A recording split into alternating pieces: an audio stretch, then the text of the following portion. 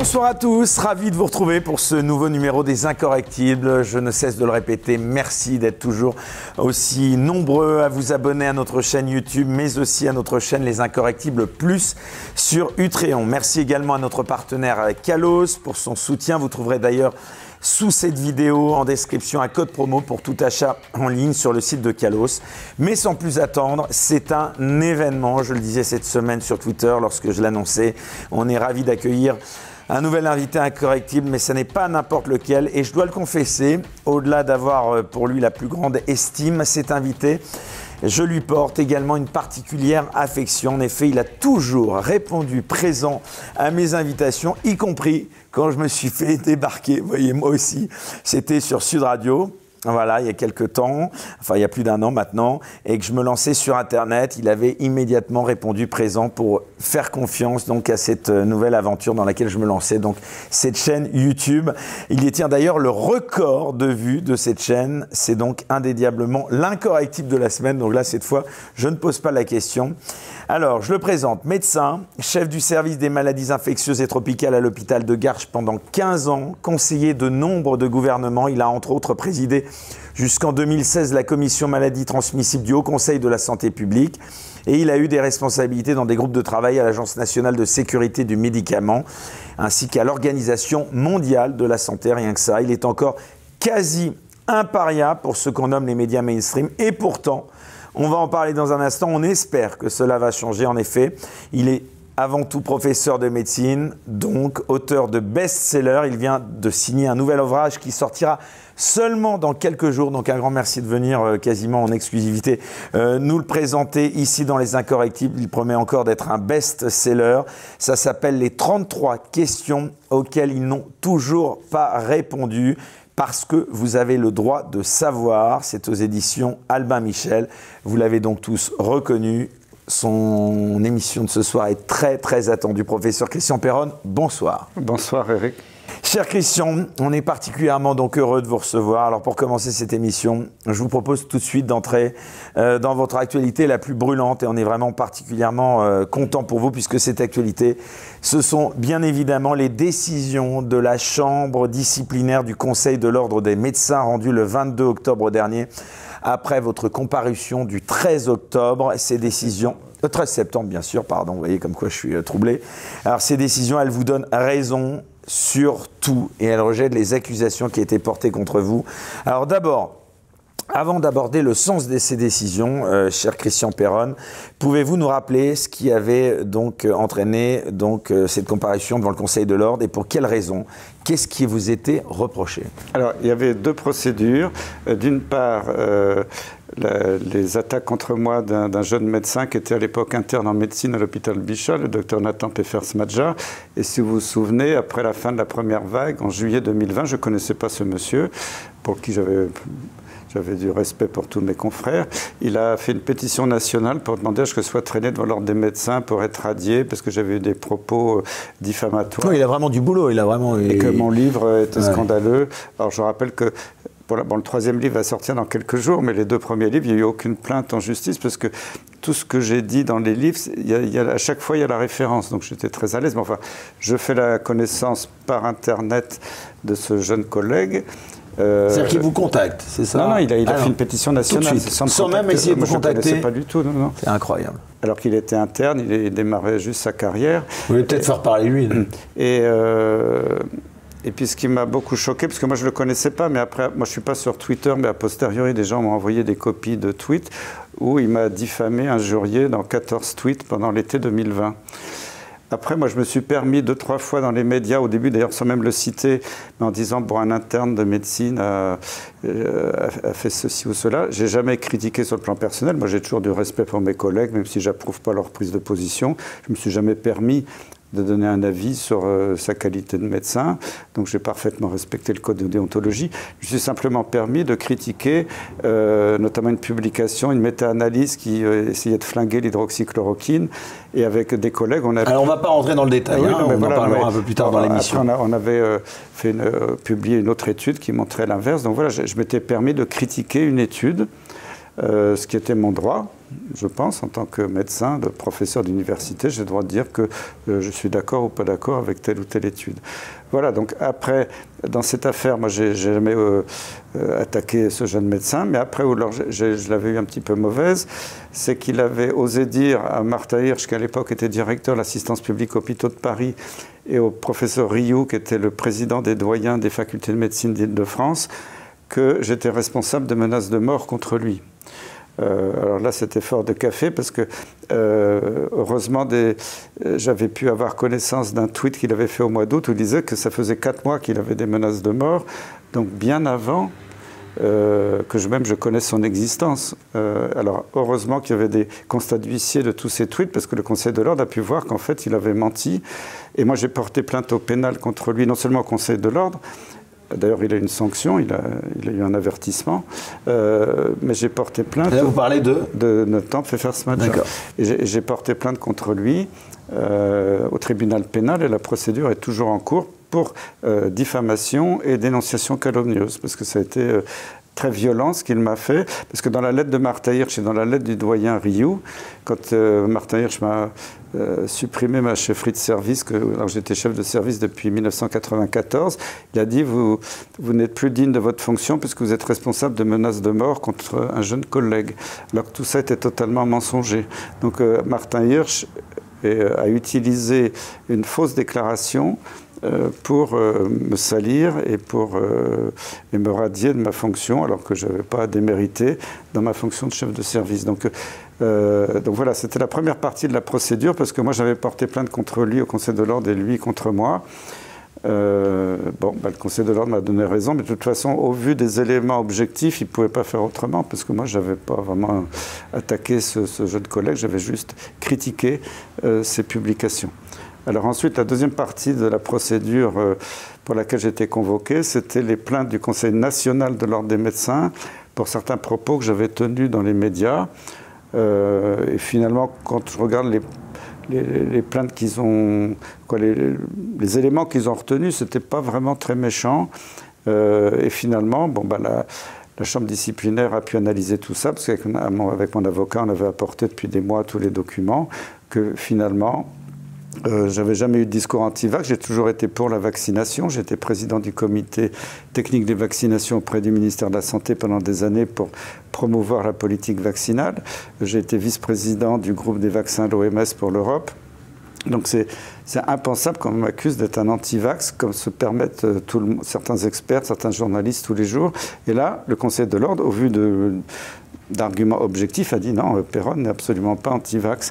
Mais j'ai critiqué une substance expérimentale. Alors, on va justement, et c'est ce que je dis, et d'ailleurs j'en profite, pardon de vous interrompre un petit instant, pour faire une mise au point, parce qu'ils sont très nombreux à nous regarder ce soir, et donc je suppose que déjà, il y en a beaucoup qui doivent se demander si je vous censure. Bien évidemment que non, je ne censure pas le professeur Péronne, néanmoins nous sommes sur une plateforme, pour ne pas la citer, qui s'appelle YouTube, et sur laquelle il y a évidemment une charte qui nous interdit de parler trop en détail de ces sujets-là, qui iraient à l'encontre des politiques sanitaires des gouvernements en place. Donc nous n'allons parler que du volet politique sur ces plateformes, et nous allons tout à l'heure bien sûr rentrer dans le détail vraiment du fond du sujet, mais nous allons pour cela basculer sur une autre plateforme. Bon, d'abord, ce que je voulais juste dire, c'est que quand on regarde le Conseil de l'Ordre, ce sont des médecins qui sont élus par leur pairs. Ils sont représentatifs quelque part un petit peu de l'état d'esprit des médecins de France. Et moi, ça fait quand même depuis 2 ans, de plus en plus de médecins de partout, je reçois des messages tous les jours, me soutiennent à fond. C'est, je pense, une majorité de médecins, mais ils n'osent pas le dire publiquement. Et là, j'ai eu l'impression de voir que cette chambre disciplinaire, finalement, était composée de médecins qui étaient représentatifs de l'état d'esprit qui circule parmi les médecins en France. Et ça m'a fait plaisir, contrairement à ce qu'avaient dit certains. Alors c'est justement de cela dont nous allons parler, ce volet d'abord politique, parce que finalement, une question est toute simple. Est-ce que ce n'était pas finalement, en réalité, un procès politique qu'on vous a fait, qu'on vous fait, qu'on continue de vous faire? Je pense qu'à la base, bien sûr, la source des attaques était politique. Après, c'est bien qu'on m'attaque sur des arguments factuels, que je me défende sur des arguments factuels. C'est ce que nous avons fait des deux côtés. Et ça a abouti au fait que finalement j'étais totalement blanchi. Et ce qui m'a fait plaisir, c'est que le Conseil de l'Ordre, je ne m'attendais pas à ça, mais il a dit non seulement le professeur Péronne avait la légitimité pour parler, avoir une voix divergente, mais au vu de son parcours national, international et de son expérience, c'était une obligation pour lui de parler s'il n'était pas d'accord avec la politique officielle. Donc c'est très fort à leur avis, parce que ça dit que...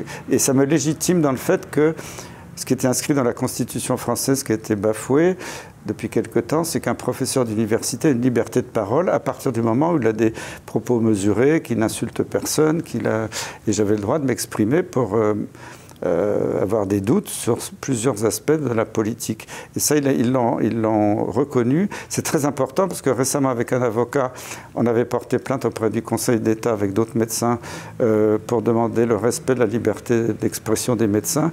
Et tout récemment, le Conseil d'État a rendu un jugement pour dire non, maintenant les médecins, vous devez être couchés devant le gouvernement, vous n'avez pas le droit de l'ouvrir si vous n'êtes pas d'accord. Donc, vous pensez qu'il y a eu des interventions politiques dans votre dossier ?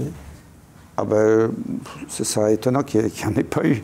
Mais après, je ne peux pas juger ce qui s'est passé en coulisses. Mais pour le Conseil d'État, on sait que le Conseil d'État, le Conseil constitutionnel, maintenant, sont aux ordres du gouvernement. Donc, ça ne m'a pas surpris, la procédure du Conseil d'État. Mais c'est très bien que le Conseil de l'Ordre des médecins, qui a quand même plus d'indépendance, puisse dire, je ne sais plus, environ 15 jours après, non, les médecins ont toujours le droit d'avoir une liberté d'expression. Et ça, c'est fondamental. Et là, j'ai eu l'impression de voir que nous étions quand même encore en démocratie, qu'on peut avoir un débat, on peut ne pas être d'accord. Et vous savez, moi, j'ai toujours été d'accord pour un débat contradictoire. Parce que quelquefois, les journalistes qui m'enfoncent disent Péronne, il était bien avant, il est tombé dans le caniveau, c'est un charlatan. Mais jamais il n'oppose d'arguments scientifiques à ce que j'ai dit publiquement dans les médias. Moi, quand j'affirme des choses, tout est prouvé. Dans mes livres, tout ce que je dis, tout est prouvé. Eux, ils se contentent d'essayer de me casser, mais en disant je suis un complotiste anti-vax, d'extrême droite, tout ce qu'on veut. Et bon, même organe habituel, quoi. Même antisémite, parce que j'avais été accusé par Nathan Pfeffer-Smajal d'être antisémite. Alors, heureusement, il y a des amis médecins en Israël qui m'ont soutenu en disant les amis d'Israël soutiennent le professeur Péronne, parce que c'était quand même assez gros. Donc voilà, moi je demande, si les gens ne sont pas d'accord avec moi, que ce soit des journalistes, que ce soit des experts, qui osent venir s'affronter à moi sur des arguments scientifiques. Je l'avais même proposé l'année dernière à Jean-François Delfrécy, il a refusé. Je lui ai même reproposé il y a 15 jours, il a refusé. Je trouve ça dommage parce que les Français ont besoin d'un débat contradictoire et pas d'avoir la voix officielle.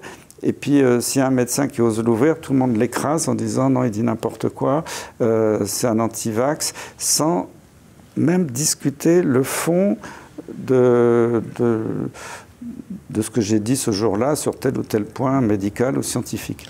Comment vous expliquez tout de même, professeur Péronne, qu'en France, le pays de Pasteur et de la science, on ait pu traîner devant les juridictions l'un des plus éminents infectiologues français internationalement reconnu, vous l'aviez rappelé, sans que cela n'émeuve plus que ça le monde, d'ailleurs, médiatique et politique. Parce que finalement, personne ne s'est ému de cela. Alors maintenant, ça va un peu changer, je pense, le regard sur vous, mais ça n'est que justice. Alors, on a déjà massacré le professeur Montagnier. Toutes les voix dissidentes ont été massacrées en disant que c'était des dangereux complotistes. Mais complotiste, ça ne veut rien dire. Pour moi, la définition d'un complotiste, c'est quelqu'un qui a raison très longtemps avant les autres. Parce que tout ce qu'on a dit avec d'autres collègues depuis plus de 2 ans et demi, tout s'avère vrai maintenant. Donc moi, je suis très fier d'avoir été complotiste, puisqu'on a dénoncé effectivement des choses qui ne tournaient pas rond. Est-ce qu'on n'assiste pas, comme dans un autre domaine, comme l'astronomie, au même type de chasse aux sorcières qui avait par exemple touché Galilée, si je sais?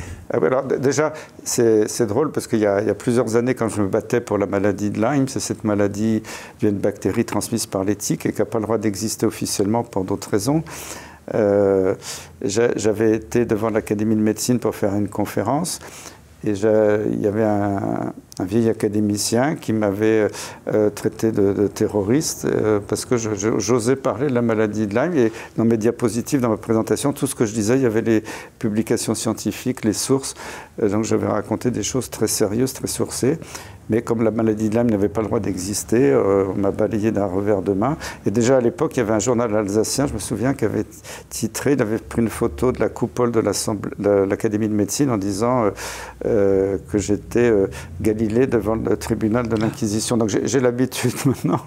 C'est bien, c'est pas mal d'être comparé à Galilée quand même. Mais là, le Conseil de l'Ordre, honnêtement, c'est vrai que j'étais un peu impressionné en arrivant, mais j'avais l'impression d'être devant un vrai tribunal. Mais je les ai pas trouvés, ils étaient plutôt bienveillants. J'ai vu des gens en face qui posaient des questions intelligentes, qui cherchaient à comprendre, qui visiblement avaient étudié le dossier de façon très, très précise. Je pense qu'ils ont réfléchi de façon totalement objective. Et en sortant du Conseil de l'Ordre, j'avais vraiment l'impression de ne pas avoir été devant le tribunal de l'Inquisition. J'avais peut-être cette peur en arrivant, mais ceci dit, c'est vrai. Et puis il y a autre chose, pardon de vous interrompre, mais là, vous êtes, votre humilité vous honore et votre modestie également. Vous oubliez de dire qu'il y avait une foule considérable qui vous a accompagné avant d'être entendu par cette chambre disciplinaire. J'invite d'ailleurs ceux qui n'auraient pas vu les images à les trouver. C'était un véritable moment d'émotion que vous retrouvez facilement sur le net. Ça vous a touché quand même? Vous avez la sensation quand même que le peuple, une grande partie du peuple est derrière vous? Souvenez-vous déjà, c'était 3 jours avant Noël en 2020, quand j'avais été radié par Martin Hirsch de ma fonction de chef de service. C'était 3 jours avant Noël, donc les gens se préparaient pour la bûche de Noël. Il pleuvait, il faisait pas très beau à Garches. Il y avait quand même 1500 personnes qui sont venues dans l'hôpital de Garches pour me soutenir. Et c'était spontané, il n'y avait pas eu de battage sur Internet, donc c'était vraiment très touchant. Ça m'avait... Comment vous l'expliquez, ce soutien populaire qui vous accompagne maintenant? Parce que je pense que encore aujourd'hui, plus de 2 ans après le début de la crise. Et là, ce coup-ci, quand je suis allé au Conseil de l'Ordre, c'était environ 3000 personnes, parce que c'était dans différents endroits. Là, la rue Borromée, où il y a le Conseil de l'Ordre, est très petite. Il y avait un quart de police de chaque côté. Il y avait beaucoup de monde dans des petites rues. Puis après, la police avait autorisé qu'il y ait une manifestation. Comme il y avait du monde, ils ont demandé aux manifestants d'aller à Villebreteuil, à Place. Et là, quand je suis arrivé, il y avait toute une haie d'honneur aussi. C'était que des propos super chaleureux. Merci, on vous aime. Ils chantaient la Marseillaise. Il y avait un élan populaire incroyable. Les gens voulaient tous me serrer la main, me faire la bise, prendre des selfies. Et c'est vrai que je ne m'attendais pas à ça. Mais quelque part, ça me réconforte en disant qu'il y a maintenant des millions de Français qui sont éveillés. Je le vois bien parce qu'avant, dans la rue, l'année dernière, on me reconnaissait une fois tous les 3 mois. Maintenant, c'est tous les jours qu'on me reconnaît, que ce soit à Paris, dans toute la France, en Suisse, en Belgique et même au Québec, on me reconnaissait dans la rue à Montréal pour me féliciter. Donc ça veut dire que maintenant, il y a énormément de gens qui suivent tout ça. Et je suis fier d'avoir porté cette voix scientifique, parce que je me suis toujours basé sur des arguments scientifiques contre des arguments qui m'apparaissaient sortis du chapeau, quoi, si je puis dire. Sincèrement quand même, cher Christian, est-ce que vous attendiez à gagner dans cette affaire? Je rappelle que la Chambre disciplinaire vous a donné raison sur tous les sujets. Alors comment est-ce que vous avez accueilli ces décisions qui ont dû quand même, je l'imagine, vous soulager avant tout quand même? Bien sûr, avec beaucoup de joie. Moi, je m'attendais que peut-être qu'ils allaient quand même donner une sanction de principe parce qu'il y avait une grosse pression politique, mais finalement, je dois reconnaître que la Chambre disciplinaire est restée totalement indépendante, à juger sur des arguments objectifs sans se laisser influencer, et ça m'a fait très plaisir, hein, je le dis. Oui. Vous pouvez nous expliquer succinctement quand même les motivations de la Chambre disciplinaire qui vous a suivi, donc je le rappelle, donc sur à peu près toute votre argumentation, parce que c'est ça finalement ce qui s'est passé.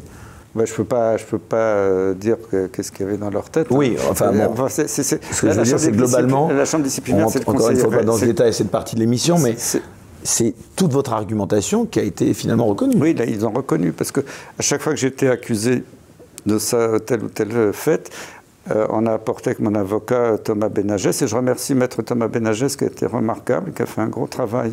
Donc c'est votre avocat? Enfin, oui, c'est mon avocat qui a aussi fait une plaidoirie très brillante. On a à chaque fois répondu point par point à tous les faits reprochés. Et c'est ça qui était important, c'est de rester dans un domaine factuel et de ne pas s'égarer dans des considérations politiques ou de passions totalement disproportionnées. Là, on est face à une crise sanitaire qui est grave. On ne peut pas se permettre comme ça de partir dans tous les sens.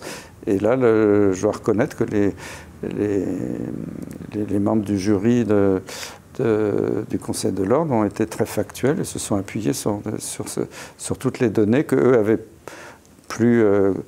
avaient pu colliger de leur côté, puis les données que nous, avec mon avocat, nous leur avons apportées. Si cette chambre vous avait donné tort, qu'est-ce qui se serait passé? Je crois qu'ils ne pouvaient pas m'irradier, parce que je n'ai jamais tué personne, je n'ai jamais eu de discours désobligeants vis-à-vis de collègues, j'ai toujours respecté le code de déontologie.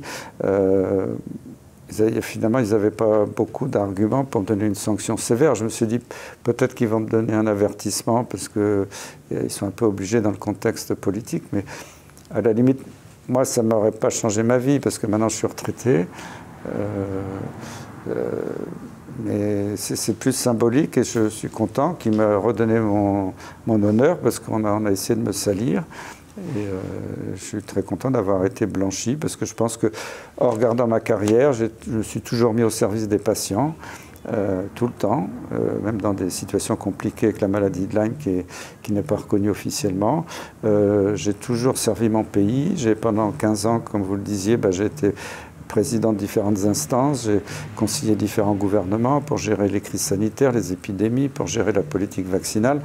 Donc quand je regarde en arrière, je ne vois pas quelle faute j'aurais commise qui permettrait de me jeter aux orties et de dire que je suis un charlatan de bas étage. Donc voilà, je pense qu'aussi tout mon parcours a dû jouer dans cette décision, parce que je pense que mon parcours me permettait d'avoir le recul et l'autorité nécessaire pour parler. D'ailleurs, c'est écrit en toutes lettres dans l'avis du Conseil de l'Ordre que, vu mon parcours, j'avais la légitimité non seulement de parler, mais j'en avais l'obligation. Exactement. L'obligation, c'est très fort, parce que...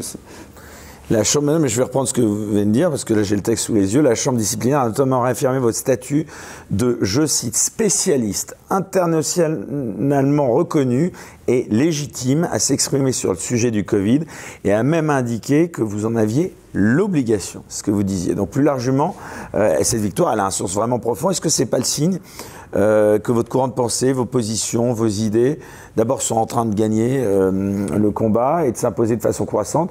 Et puis surtout, moi ce que j'aimerais vous demander, qu'est-ce que vous attendez maintenant? Est-ce qu'après ces victoires que vous avez remportées, vous attendez des excuses des médias qui vous ont traîné dans la boue, une réhabilitation publique? Je n'attends pas d'excuses. Vous savez, moi, la bave des crapauds glisse sur moi. Non, mais de toute façon, ils vont se trouver bêtes, ils vont retourner leur veste quand ils vont sentir que le vent tourne. Mais là, on le voit bien maintenant, il y a beaucoup d'experts qui quittent les plateaux de télé parce qu'ils commencent à avoir la trouille. Mais ce qui est important, c'est que j'espère que ce jugement permettra d'aider des médecins généralistes ou des médecins qui n'ont pas ma notoriété et qui se sont fait radier de façon très méchante et directe. Alors peut-être que ça va atténuer tout ça pour les prochains, parce qu'il faut savoir que le Conseil de l'Ordre, sur dénonciation de la Caisse d'assurance maladie, est en train d'attaquer une centaine de médecins en France. Donc j'espère que ça pourra aider, faire un peu jurisprudence. Et surtout, il faut bien voir que ce qui s'est passé là en France est très suivi à l'étranger. J'étais en visioconférence avec le Québec il y a 2 jours. Ça fait le tour du Québec. C'est énorme, parce qu'au Québec, il n'y a aucun médecin qui a osé parler pour critiquer la politique gouvernementale. Et je sais que je suis très suivi là-bas. Il y a même récemment une journaliste américaine que je connaissais, mais qui était passée à Paris il y a quelques jours. C'était avant le verdict. Mais là, elle m'avait interviewé. Elle a fait un article qui a fait le tour des États-Unis, du monde anglophone. Donc il ne faut pas croire que c'est juste une petite histoire de Péronne à Paris. C'est quelque chose d'énorme qui a été vu par toute la planète, en Europe, aux États-Unis et dans d'autres pays, et en Afrique notamment. J'ai beaucoup de retours. Donc ça a beaucoup rassuré les gens en se disant, enfin, on commence à avoir un message positif après ces 2 ans et demi de choses horribles qu'on a annoncées à tout le monde tous les jours. Justement, pardonnez-moi de vous interroger là-dessus, mais comme je ne suis pas avocat, juridiquement, j'aimerais bien comprendre ces victoires, elles remettent en cause votre éviction de la PHP. Vous allez demander réparation à la PHP? Non, la PHP, j'avais déjà... parce que j'étais radié de ma chefferie de service, mais c'était symbolique, parce que de toute façon, je prenais ma retraite 3 mois plus tard, donc j'avais déjà prévu, et Martin Hirsch le savait parfaitement, que je rendais spontanément ma chefferie de service à mon successeur, même si je faisais encore 1 an pour atteindre l'âge de la retraite, parce que je suis parti à 67 ans, pour avoir ma retraite à taux plein. J'avais dit à mon successeur, écoute, moi... Maintenant, mais c'était même avant qu'on m'attaque. Hein. J'ai dit, bon, non, j'ai fait mon devoir. Si tu veux prendre la chefferie, j'avais prévu de lui donner au mois de mars, juste 3-4 mois après que Martin Hirsch m'ait radié. Et l'assistance publique était parfaitement au courant, était d'accord avec cette transition. Donc le fait de faire cet effet d'annonce en disant on a radié Péronne, c'était juste pour Martin Hirsch, avec ses grandes manches, de dire ça y est, j'ai cassé Péronne et je suis le meilleur. Et c'était ridicule, parce que de toute façon, je la rendais spontanément. Et alors ça ne m'a pas supprimé mon droit d'exercer, je suis toujours resté médecin de l'hôpital jusqu'à ma retraite. Après, j'ai pris ma retraite. J'aurais peut-être pu demander des prolongations, mais écœuré par la situation à l'hôpital public actuel, je n'avais plus le goût, parce qu'on est vraiment en train de démolir l'hôpital public. J'ai des témoignages sans arrêt, même de membres du personnel de mon ancien service, d'infirmiers, d'aides-soignants, de médecins, d'infirmiers de toute la France entière. Les gens sont conscients de cette démolition. Et moi, ça m'attriste beaucoup. Là, quand je suis rentré, comme tous mes collègues, quand on était jeunes à l'assistance publique, pour nous, l'assistance publique, ça représentait quelque chose d'important. C'était l'État qui s'occupait des plus défavorisés qui ne pouvaient pas aller dans le système privé. C'était une médecine d'excellence, avec la création des centres hospitalo-universitaires. Puis petit à petit, elle est démembrée, elle est complètement appauvrie pour donner tous les moyens aux hôpitaux privés. Et bon, c'est une volonté politique qui ne remonte pas uniquement à Macron. Hein. Ça a commencé avec les ordonnances Juppé. Et après, il y a eu, le pire, c'était sous Sarkozy, la loi Bachelot, HPST, Hôpital, Patient, Santé, Territoire, qui a supprimé totalement le pouvoir des médecins à l'hôpital. Et puis maintenant, l'hôpital public, c'est terrible, quoi. On est en train de tout démolir, d'enlever tous les moyens progressivement. Et maintenant, on voit, ça m'écoeure quand je vois dans des grandes villes de France, maintenant on n'attend plus 3 jours aux urgences, on peut attendre 3-4 jours sans manger, sur un brancard. Quand on a la chance de pouvoir se lever pour aller faire pipi, c'est bien, mais quand on ne peut pas se lever, on pisse dans sa culotte sur le brancard. C'est des témoignages qui ont été vus à la télévision officielle. C'est pas moi qui invente ça. Et on n'est pas dans le pire des pays du tiers-monde. Et je rappelle que, je ne sais plus la date exacte, enfin il y a quelques années, l'OMS avait dit que la médecine française était la meilleure du monde et on l'a totalement démolie. Et ça, c'est une responsabilité politique majeure. Et je n'incrimine pas tel ou tel gouvernement parce que les gouvernements de droite ou de gauche, peut-être conseillés par les mêmes cabinets de conseil depuis longtemps, sous influence de lobbies étrangers, ont œuvré exactement dans le même sens. Qu'est-ce que vous répondez à ceux qui ont même regretté, oui, il y en a quelques-uns, votre victoire? Je pense par exemple à Conspiracy Watch, toujours présent au rendez-vous celui-là, et qui a fait part de son incompréhension après ses décisions. Conspiracy Watch, de toute façon, moi je n'ai pas vu... Non, on les salue parce qu'ils regardent beaucoup l'émission, à chaque fois il nous faut gagner de tas de vues. J'aimerais que de temps en temps, ils regardent vraiment les données scientifiques sérieusement, parce qu'en général, ils survolent, ils disent « Ah non, mais tout ça, c'est de l'anti-science », sans vraiment donner les arguments objectifs. C'est-à-dire que c'est des gens qui sont payés pour critiquer. Mais moi j'aimerais bien pour observer, on se demande comment ils observent. Hein. Donc et puis j'ai eu des... Heureusement, moi je n'ai pas Twitter, on m'envoie quelquefois des copies d'écran. Il y a 95% de gens qui sont ravis, qui soutiennent. Puis il y a un tout petit pourcentage, mais c'est peut-être quoi, une centaine de médecins, quelques milliers en France d'aigris, qui envoyaient des tweets mais extrêmement violents. L'autre jour, on m'a envoyé un médecin, comme ça, un médecin, qui dit Péronne, c'est le boucher de Garches, c'est un criminel qui tue les enfants. De la bouche de médecins sur Twitter. Donc c'est extrêmement violent. Et moi, je n'ai jamais vu la médecine être dans un tel état de passion. Et là, s'il y en a qui sont violents, c'est pas moi. Et tous ces fact-checkers, moi, ils me font rigoler parce qu'à chaque fois, dès qu'il y a quelque chose qui ne va pas dans le sens du gouvernement, ils trouvent des arguments bidons pour attaquer. À chaque fois qu'ils m'ont attaqué, ils ne m'ont jamais attaqué sur mes données scientifiques. Ils ont simplement dit mais Péronne n'est pas d'accord avec les autres scientifiques, ou Péronne était bien, mais il est tombé dans le caniveau, mais jamais des arguments. Moi, j'aimerais qu'ils m'attaquent sur des arguments concrets, et ça, jamais. Je crois que c'est un site humoristique à la base. Oui, c'est ça. Je pense qu'ils ne nous l'ont pas dit, mais c'est un site humoristique. Parce que quand j'ai fait mon premier communiqué sur la variole du singe, parce que c'est encore cette pandémie, on sait que Bill Gates l'avait programmé, avait fait une répétition générale 1 an avant, qu'il avait investi dans le vaccin, l'Agence du médicament européenne avait déjà préenregistré un médicament miracle. Donc on nous annonce, ça y est, ça va être la grande pandémie. Et moi, j'avais fait un communiqué critique qui avait été en français, qui avait été circulé en anglais dans le monde entier. Et après, il y a un site d'une télévision française qui publie tous les experts de l'INSERM sont contre le professeur Perron. Alors j'ai dit, zut, j'ai tout l'INSERM contre moi quand même. Puis je lis l'article, en fait, il n'y en avait qu'un. C'était un gars qui travaille à l'agence du sida, qui disait que c'était tout à fait possible que l'épidémie démarre dans 15 endroits différents de la planète le même jour, chez des gens qui n'avaient pas voyagé, que c'était un délire complet. Mais comme les gens ne lisent que le titre, les gens disent « Oh là là, il y a tout l'INSERM contre le professeur Perron, c'est impressionnant, il est nul ».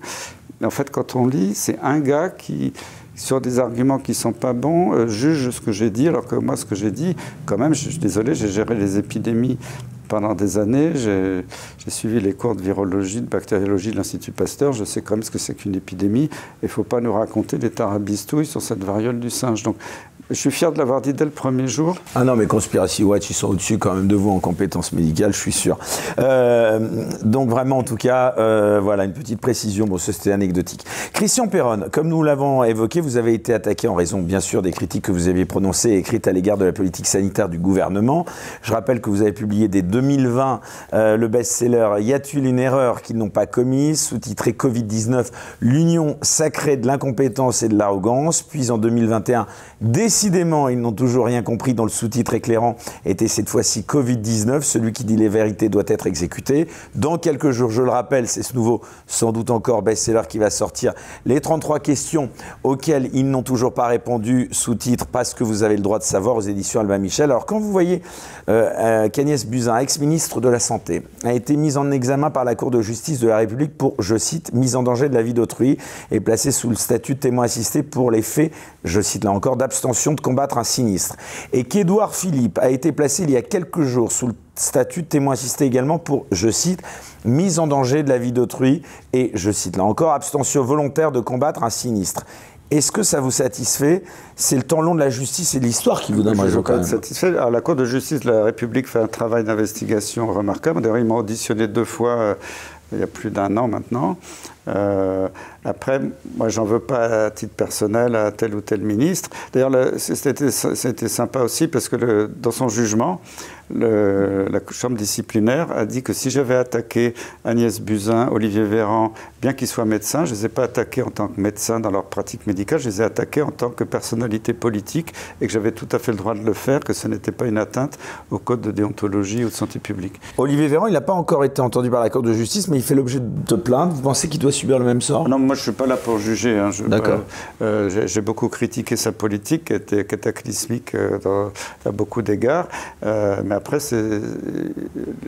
les gens qui vont juger de sa pratique doivent voir ça sur des faits. Vous ne pensez pas qu'il devrait y avoir des condamnations pour ces 3 personnes? C'est pas à moi d'interférer là-dedans. Je laisse, s'il y a une justice qui, de toute façon, il y aura forcément une justice qui va se faire parce qu'il y a trop de décisions qui ont été prises en dépit du bon sens contre toute évidence scientifique.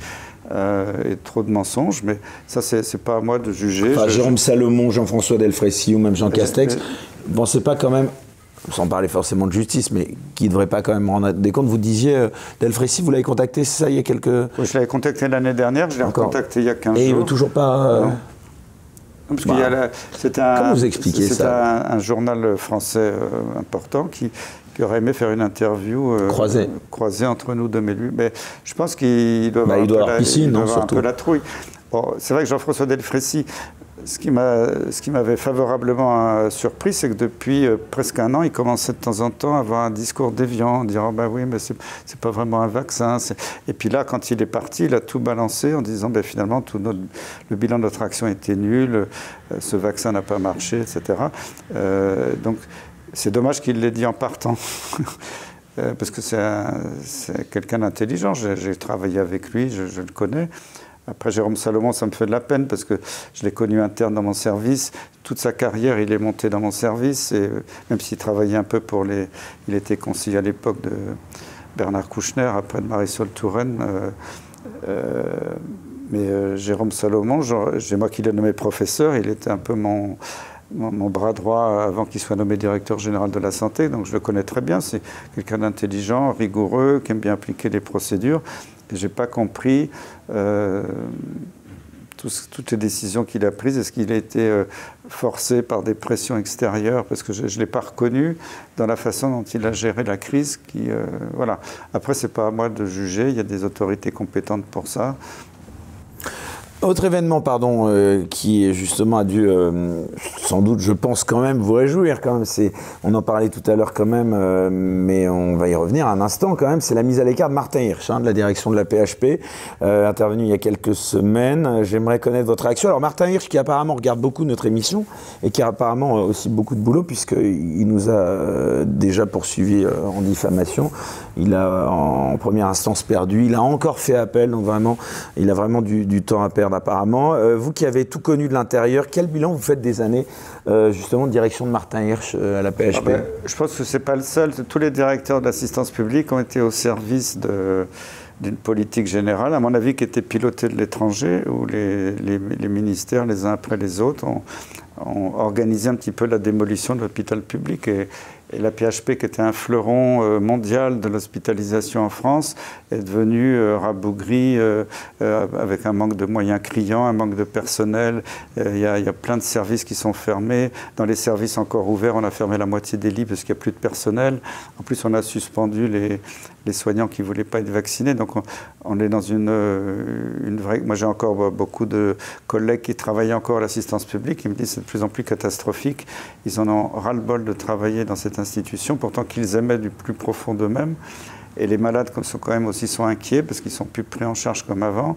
Et pourtant, il y a beaucoup de bonne volonté, beaucoup de médecins super à l'assistance publique. C'est une magnifique institution, mais qui a été démolie par des dirigeants qui étaient aux ordres, je pense, parce que c'est pas possible de faire ça comme ça. Alors quand même, on va revenir un instant aussi à Delfrécy. On a appris, c'était lundi dernier, vous l'avez peut-être suivi, qu'Emmanuel Macron allait remettre, alors écoutez bien parce que ça vaut son pesant de cacahuètes, la Légion d'honneur aux membres de l'ex-conseil scientifique, sans doute pour service rendu, si ce n'est à la nation, au moins à lui-même. Cette récompense, c'est quelque chose qui vous choque? Ces récompenses, est-ce qu'elles ne sont pas quand même une forme de, allez, si j'osais, de corruption passive, d'incitation à rester dans le rang pour obtenir la médaille quand même? Je dirais que la Légion d'honneur, c'est plus ce que c'était, parce que maintenant on la donne juste quand on est copain avec tel ou tel président ou officiel. Je préfère beaucoup mieux la médaille du mérite, qui est vraiment sur le mérite de la personne. Bon, voilà, après, moi, je ne peux pas juger. D'ailleurs, je crois que... Enfin, quand même, là, il faut que les gens sachent, quand même. Honnêtement, vous ne voulez pas juger, c'est quand même dingue, non? C'est quand même... Quand vous avez entendu ça, vous avez...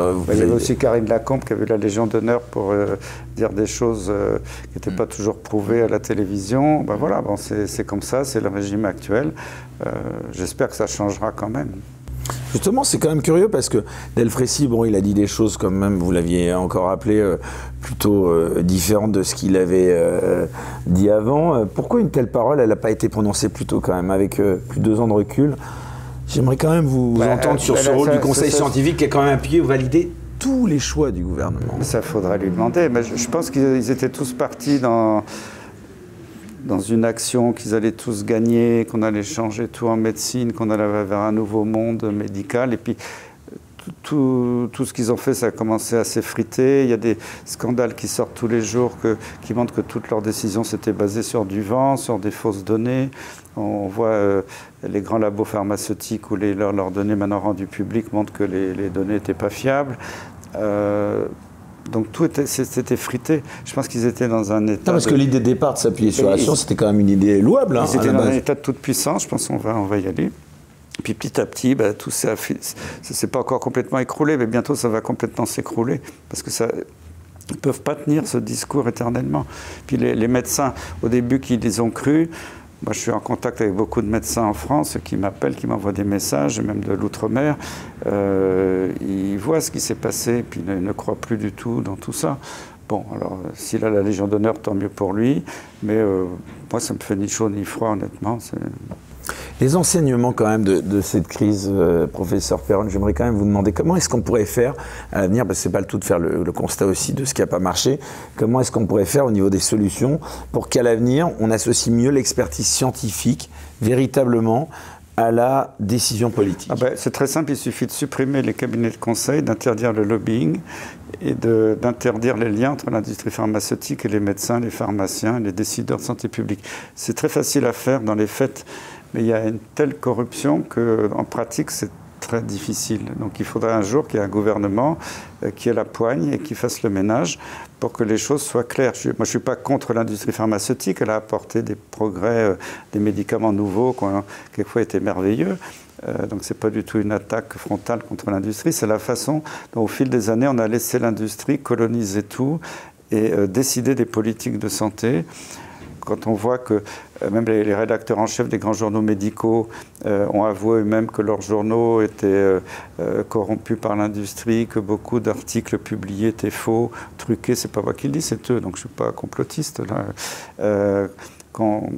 Que finalement tout a été mis sous influence dans les commissions, Quand, vous savez, la première fois j'ai présidé le comité technique des vaccinations, c'était il y a longtemps, il y a plus de 20 ans, on parlait d'un vaccin, puis on prend une décision. Alors, normalement, c'était à huis clos, c'était confidentiel. Et puis le lendemain, je reçois un coup de fil du directeur médical d'un fabricant de vaccins qui me dit « Mais attendez, Christian, pourquoi vous avez pris cette décision hier ?» Je dis « C'est bizarre, il y a une taupe dans la commission. » Alors après, j'ai bien identifié qui c'était. C'était un brave professeur de médecine qui travaillait avec toute l'industrie. Puis la majorité des membres du comité des vaccins à l'époque, c'était des pédiatres qui travaillaient avec l'industrie pharmaceutique. Et moi, j'avais demandé au ministère qu'on change ça. Il m'avait écouté, ça qu'on a changé la composition. On a mis un généraliste, un sociologue, une sage-femme, des gens de... il y avait un journaliste de la revue Prescrire qui était plutôt un peu... qui apportait la contradiction quelquefois justement au lobby pharmaceutique. On a créé un nouveau comité qui était beaucoup plus indépendant. Et en plus, j'avais écrit avec des collègues une charte de gestion des conflits d'intérêts où quelqu'un qui avait un conflit d'intérêt d'un sujet à l'ordre du jour n'avait pas le droit. Il pouvait siéger au début de la réunion, après il pouvait donner son avis, mais si c'était chaud, il devait quitter la salle, ne pas participer à la discussion finale et ne pas voter. Et c'était écrit dans le rapport rendu public. Pareil dans les décisions du Haut Conseil de la santé publique. Donc ça, c'est moi qui avais mis ça en place avec des collègues de santé publique. À l'époque, il y en avait au ministère qui étaient remarquables.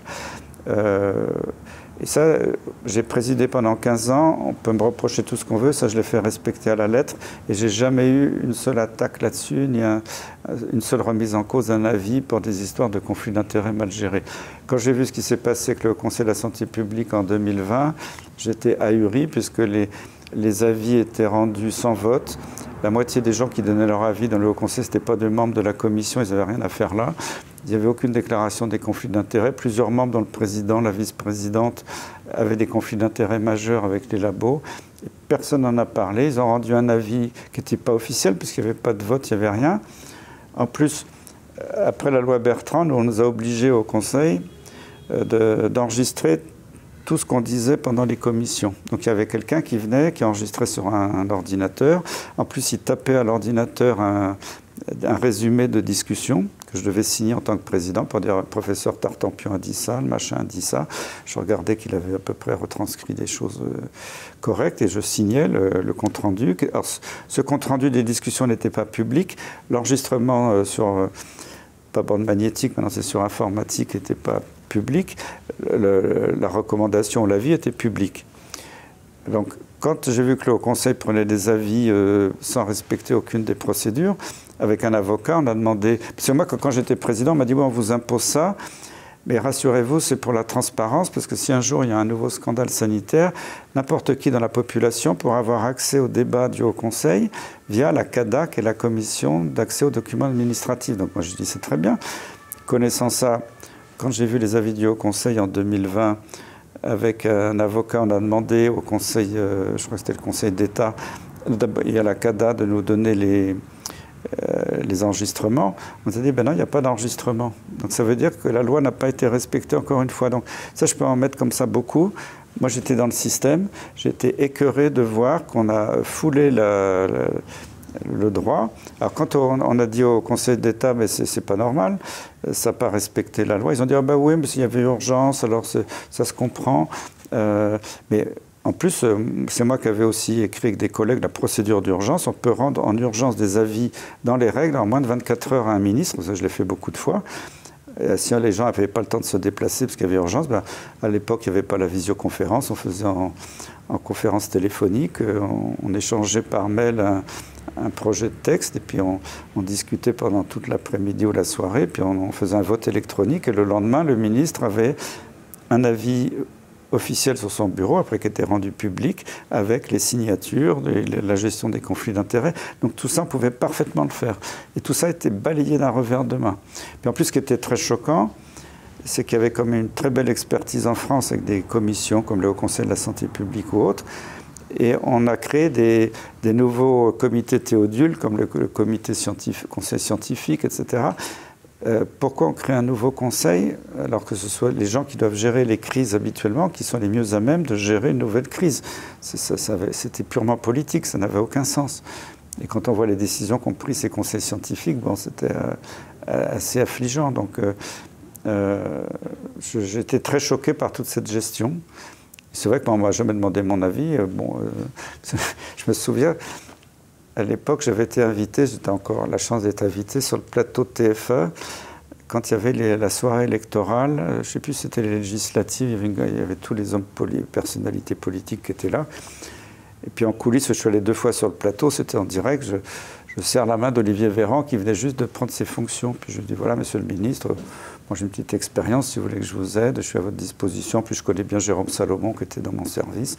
Bon, il m'a regardé d'un regard méprisant, puis il s'en est foutu, quoi. Donc moi je veux bien, mais après, quand on voit qu'ils ont demandé l'avis de gens qui n'avaient aucune expérience, c'est triste.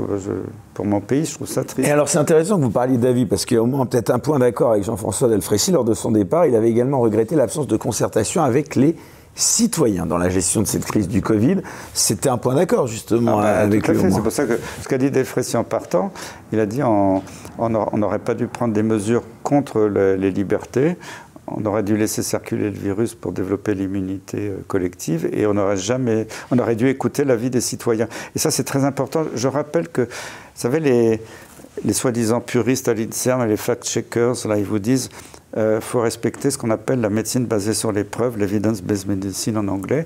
Et l'evidence-based medicine, c'était inventé par des Canadiens il y a déjà longtemps. Pour dire comment un médecin doit gérer une situation face à un malade. En fait, c'est un trépied.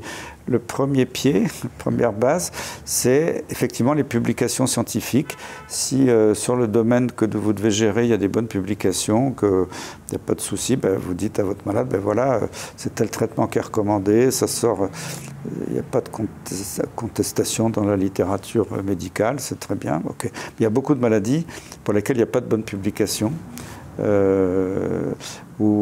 Parce que c'est des maladies qui ne rapportent pas d'argent à l'industrie pharmaceutique, donc personne n'a fait d'études. Donc alors ce que disent les gens qui ont fait la médecine basée sur les preuves, ils disent là, le deuxième pied de la décision, ça doit être l'expérience du médecin. Et que dans les domaines de la médecine où il n'y a pas beaucoup de choses publiées, c'était le cas du Covid, l'expérience du médecin passe au premier plan.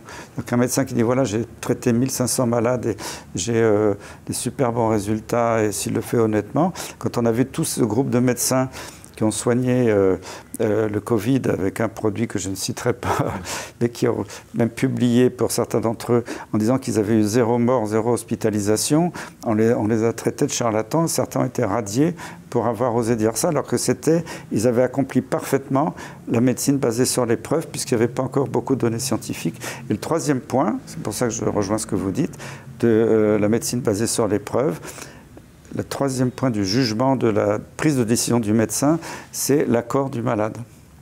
Et ça, on l'a complètement oublié, parce que là, les malades, on leur a inoculé de force des trucs sans leur accord.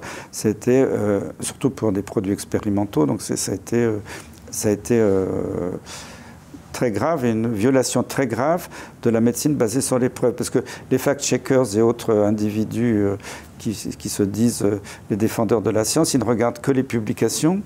Mais quand on voit que beaucoup de publications sont frauduleuses, on l'a vu avec le Lancet, le New England Journal of Medicine, parce qu'il y a eu des aveux. D'autres n'ont pas, il n'y a pas eu d'aveux, mais on voit que c'est des études bidons. Les critères d'analyse ont été très mauvais. Il y a une étude qui vient de sortir sur l'ivermectine pour dire que ça ne marche pas. Et quand on regarde, déjà il y a 25% de plus de cas graves dans le groupe ivermectine que dans le groupe placebo. C'est quand même énorme, parce que c'est un biais de sélection majeur, c'est-à-dire que l'étude a été mal conçue. Et puis après, que les traitements ont été démarrés en moyenne au 6e jour, ce qui est beaucoup trop tard. Ça marche quand c'est un traitement précoce. C'est comme dans la grippe, ça a été prouvé il y a longtemps que le Tamiflu, qui est un médicament bien connu pour la grippe, marche très bien dans les formes sévères si on donne dans les 48 premières heures. Mais si on dépasse un certain délai. Si on attend 5-6 jours, ça ne marche plus. Donc voilà, parce qu'après, il y a le titre qui sort. Tous les médias reprennent, vous voyez, c'est la démonstration que tel produit marche pas. Et en fait, quand on regarde le détail de l'étude, elle est nulle sur le plan du dessin de l'étude, de son management. Donc, il faut quand même avoir un petit peu l'expérience de tout ça. Moi, j'ai baigné là-dedans pendant des années pour avoir le jugement.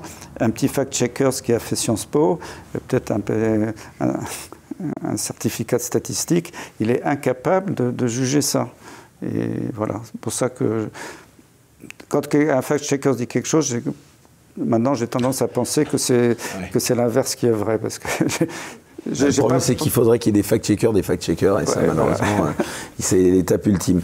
Revenons juste à l'aspect encore politique, et encore une fois, je précise qu'on rentrera dans le détail scientifique un tout petit peu plus tard dans l'émission. La démocratie, selon vous, et ce n'est pas qu'un mot que j'emploie, elle a été bafouée dans cette crise. Je crois que c'est dans le premier chapitre de mon livre, c'est ce que je dis, on n'est plus en démocratie, parce que les parlements sont... Parce que les sondages d'opinion, excusez-moi de vous interrompre, avaient pourtant tendance à tous donner raison au gouvernement sur les mesures qui ont été prises, y compris sur le confinement, sur le pass sanitaire, puis vaccinal. Les sondages d'opinion, là encore, il faut savoir comment ils sont faits, sur quel échantillon, est-ce que c'est représentatif, parce qu'on peut faire dire tout ce qu'on veut à un sondage. C'est comme, moi, il y a des anciens de l'industrie pharmaceutique à la retraite qui m'ont avoué qu'ils truquaient les publications de temps en temps, quand la différence entre deux groupes de traitement n'était pas significative, ils supprimaient un sous-groupe de patients qui ne les arrangeait pas pour que ça devienne significatif. Donc, moi, j'ai vu des gens, quand ils étaient en train de concevoir une étude, dire quel résultat on veut, pour de toute façon, par n'importe quel moyen, sans avoir commencé à arriver, et en truquant un petit peu la façon d'évaluer. Si on évalue à tel jour ou à tel jour, on peut parfaitement avoir des résultats opposés. Et il faut être plongé là-dedans, être un roi de la manipulation et de la statistique, mais on peut très bien le faire. Et c'est pour ça que... Rien que la question elle-même peut être aussi... pas que la les statistique. Sondages, c'est pareil. Donc, j'ai aucune confiance dans ces sondages quand je vois tous les gens, les réactions qu'ils ont dans la rue quand ils me parlent. C'est pas vrai que c'est une minorité de Français qui n'est pas d'accord. C'est une majorité actuellement. Oui, parce que comment vous expliquez, malgré tout, alors c'est une question peut-être un peu provoque cette fois, mais à l'égard de nos compatriotes, comment vous expliquez que les Français et plus largement les peuples occidentaux, ils aient été si passifs face à cette intrusion aussi importante dans leur vie privée de manière générale? C'est quelque chose qui vous a étonné? On a eu l'impression quand même qu'il y avait une sorte de docilité, de passivité. Ça m'a étonné un petit peu, mais quand on regarde l'histoire, dans les plus grandes dictatures et les pires dictatures de l'histoire, les dictateurs ont manipulé la population par la peur. Même Göring l'avait dit d'ailleurs à Nuremberg, quand les gens lui ont dit « mais comment vous avez pu faire gober tout ça au peuple allemand ?» Il a dit c'est très simple, il suffit de leur faire peur. Et c'est ce qu'on a fait tout le temps. Ça va tous les jours au journal de 20h, vous allez mourir. Le nouveau variant est très dangereux, alors que c'était complètement contre-scientifique, parce qu'on sait que ce sont les virus à ARN. C'est de moins en moins virulent au fil du temps. D'ailleurs, on l'a toujours vu. Et maintenant, ce virus, il n'est plus du tout virulent. Bon, sauf malheureusement pour quelques personnes très fragiles. Mais on sait qu'il y a des traitements qui marchent. Donc, il ne devrait plus y avoir de morts du tout aujourd'hui en France. On a manipulé, là, vous avez, à la rentrée, là, on rentrait tranquillement. Ça y est, la 8e vague arrive, elle va décimer tout le monde. Des experts sont retournés sur les plateaux de télé. Si ce n'était pas une maladie comme ça, si ça ne touchait pas les Français dans leur vie quotidienne, ça me ferait rire. Presque, mais là, c'est dramatique, parce qu'on n'arrête pas. Et puis, quand c'est plus l'infection, fait peur avec autre chose. J'en parlerai peut-être pas aujourd'hui, mais... on voit que c'est sans arrêt. Mais comment faire pour, selon vous, professeur Perron, mieux associer les citoyens à la décision politique dans un moment de crise comme celui que nous avons connu? Est-ce qu'il n'était peut-être pas inévitable de prendre des décisions unilatérales dans l'urgence, qui était quand même, il faut le rappeler, celle de 2020, on n'avait pas le recul qu'on a aujourd'hui? Et les décisions n'ont pas été prises sur des avis d'experts compétents, je pense, donc déjà.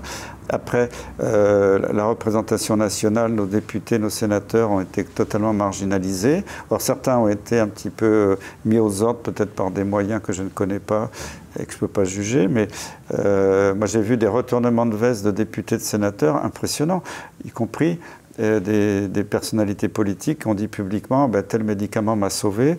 Et puis après, 6 mois après, dire ce médicament est nul ou Raoult est un charlatan, etc. Donc on voit bien qu'il y a eu une énorme manipulation, qu'il n'y a pas d'indépendance. Regardez, il y a eu même une commission d'enquête de l'Assemblée nationale à l'été 2020 sur l'affaire Covid. Et moi, ils ne m'ont pas invité. Ils avaient invité Raoult, ils avaient invité beaucoup de personnalités. Et puis à l'époque, j'étais en contact avec Éric Ciotti, je crois qu'il était le rapporteur de la commission, qui a dit à M. Perron, j'aimerais bien que vous soyez invité, mais c'était Mme Briançon qui est devenue ministre après. Bon, elle n'est pas très chaude pour l'instant. Bon, je lui ai dit, écoutez, si elle veut me voir, tant mieux, sinon tant pis. Et puis il se trouve que Mme Briançon, à la fin du mois de juillet, je crois, part comme secrétaire d'État. Elle quitte le groupe. Je sais plus qui. Et puis après, alors que la commission d'enquête avait avancé, il y avait beaucoup de témoignages qui devaient beaucoup embarrasser le gouvernement, je pense. Ça ne devait pas aller dans leur sens. La commission a disparu. Jamais eu de conclusion. Ça n'a inquiété personne. Voilà. Ils ont fait semblant de temps en temps de faire des choses démocratiques. Après, il y a eu le groupe international avec le professeur Pittet à Genève, finalement, qui était plutôt modéré, pas si pro-gouvernemental que ça dans ses conclusions. Puis après, pouf, on a pu pas. Comme ça n'arrangeait pas trop le gouvernement, on n'a pas parlé des conclusions de cette commission. Bon, on voit que tout est manipulé dans les mains d'un tout petit groupe. Et on n'est plus en démocratie, c'est que, soi-disant, on est en guerre. En guerre contre quoi? Un virus. Je vous rappelle qu'aujourd'hui, la mortalité du coronavirus, du Covid, c'est 0,002%. Et puis si on ajoute les traitements, ça devrait être pratiquement zéro. Et bon, les traitements ne sont pas toujours faits. Donc maintenant, le risque est extrêmement faible.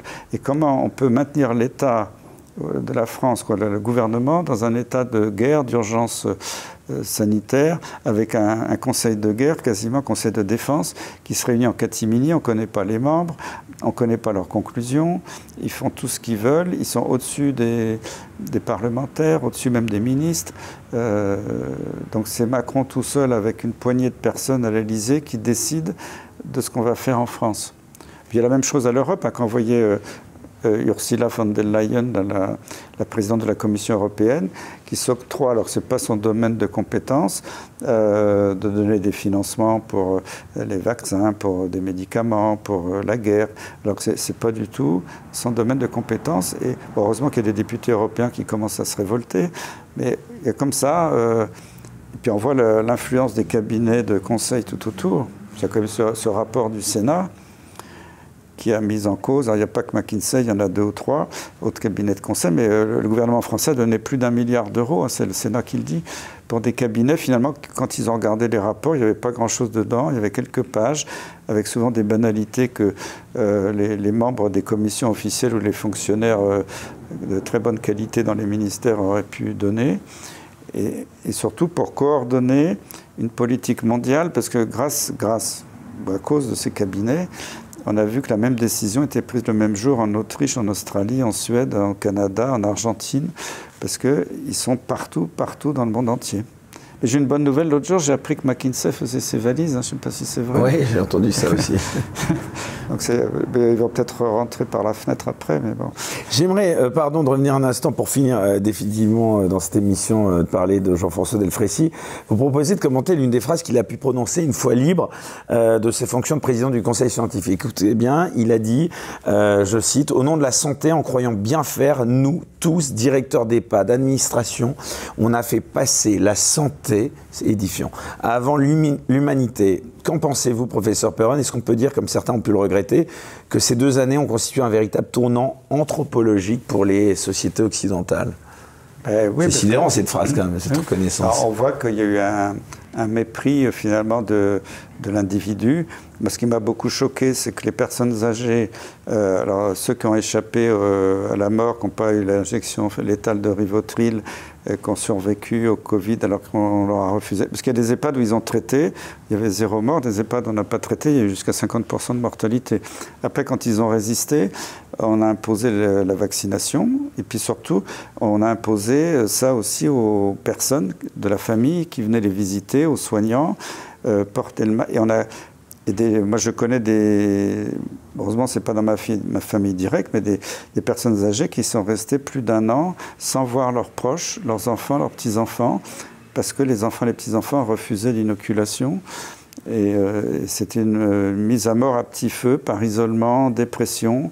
Et ça a été criminel contre nos vieux, parce que si une société qui ne respecte plus ses anciens, c'est extrêmement grave. Et ce qui s'est fait dans les EHPAD, ça a été dramatique. Je me souviens, je crois que j'étais chez Morandini en direct, c'était en 2020. Il y avait une EHPAD en plein milieu de Paris, je crois à côté d'un jardin public, je ne sais plus lequel. C'était la télévision mainstream qui le montrait. Il y avait tout le personnel qui avait déserté parce qu'il y avait des morts partout et qu'ils avaient peur, ils n'avaient pas de moyens de protection, ils n'avaient pas de masque, pas de gants, pas de blouse. Et les personnes âgées avaient été abandonnées. Et quand ça a été révélé qu'ils ont ouvert le portail, ils étaient enfermés à clé, on les a trouvés dans leurs immondices, et il y en avait qui étaient morts, il y avait une odeur pestilentielle. Et ça avait été dit publiquement, en direct. Moi, j'étais sur le plateau de télé, quand j'ai vu ça, j'étais sidéré. Et c'est comme ça qu'on a traité nos anciens, et qu'on n'a pas donné de moyens décents au personnel des EHPAD, qui était complètement désemparé. Avant d'aborder ce nouveau livre que vous venez d'écrire et qui sortira, on le rappelle, dans quelques jours, j'aimerais quand même vous demander, est-ce que vous ne pensez pas qu'on a franchi un seuil qui désormais permettra tout, en termes de restrictions de liberté, qu'il s'agit des libertés de circulation, la liberté vaccinale ou même de la liberté d'expression? Alors, on est déjà plus on a plus beaucoup de liberté d'expression. C'est pour ça que je salue le Conseil de l'ordre qui a dit qu'il fallait la rétablir pour les médecins. Mais je pense que ça va changer sur YouTube aussi. Hein. Peut-être que les GAFAM vont peut-être se dire maintenant, là, ça va être plus compliqué pour eux de vous censurer. Enfin, de toute façon, là, on ne va pas prendre ce risque en parlant un peu plus, je vous dis, de détails scientifiques dans un instant. Mais là, vous êtes fort d'une décision de loi quand même qui vous a réhabilité. Oui, non, mais c'est super. Mais moi, quand je vois qu'on m'avait fermé ma page Facebook Christian Perron officiel, c'était en juillet 2021. Donc là, vous allez demander à ce qu'elle soit ouverte? Je ne sais pas, je vais voir. Mais non, mais on peut apostropher Laurent Soli, directeur général de Facebook France. Vous savez, le prétexte pour lequel on m'a fermé ma page, c'est que je faisais appel à la haine et à la violence. Est-ce que j'ai une tête à appeler à la haine et à la violence?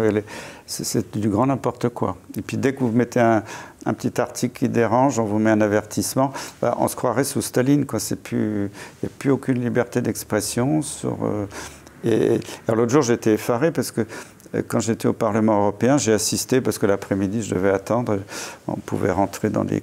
Il y avait une réunion où il y avait des députés européens, où il y avait des Américains en direct par visioconférence. Et la réunion, c'était pour justifier la censure dans les médias, les réseaux sociaux, parce que ça permettait de protéger la démocratie, des grandes démocraties libres, face à la désinformation de l'étranger. Et j'ai cru halluciner. Moi, je me suis tu parce que je n'étais pas membre du Parlement, j'étais là en tant que visiteur. Mais voilà le type de discussion qu'il y a au sein du Parlement européen aujourd'hui. Justification de la censure. C'est terrible, hein, cette infiltration qu'il y a partout. Alors justement, et ben voilà, c'est le moment, cher Christian Perron, nous allons basculer et changer de plateforme. Donc vous allez pouvoir à présent parler tout à fait librement. Pour voir la suite de l'émission, sans aucune censure, merci de vous abonner à la chaîne Les Incorrectibles Plus sur Utréon depuis le lien en description sous cette vidéo.